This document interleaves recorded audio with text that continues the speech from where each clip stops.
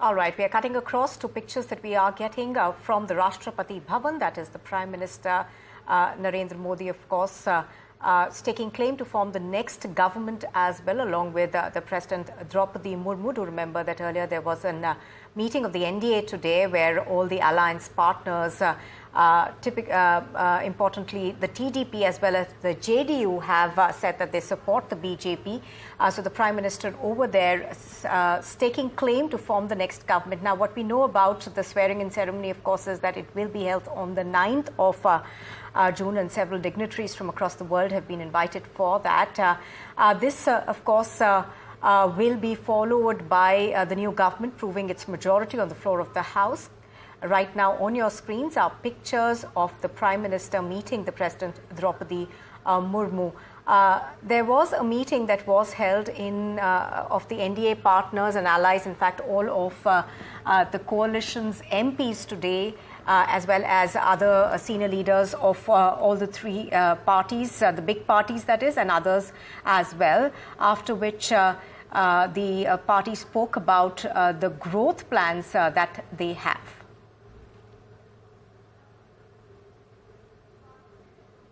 This will, of course, be Modi 3.0. The Prime Minister is expected to take oath on the 9th of June. As I was earlier saying, of course, there are dignitaries from several countries who have been invited for the swearing-in ceremony.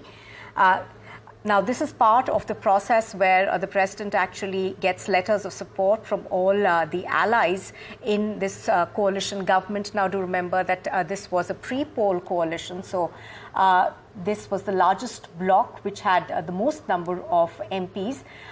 These were then submitted to the President, after which he has invited the Prime Minister to form the next government.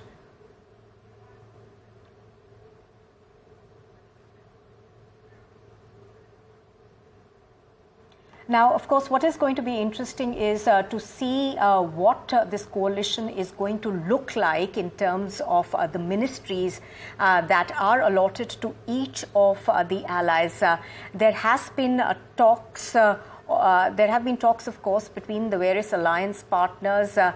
We have been hearing about what the JDU as well as the TDP have been demanding. Of course, there are several ministries that have been talked about. The TDP also asking, we are told, for one ministry in return for every 3 MPs from the TDP. We've also heard a similar sort of formula being asked for by Nitish Kumar of the JDU. The allocation of ministries is going to be very interesting to watch out for, because that will give us a sense of the dynamics of this new coalition.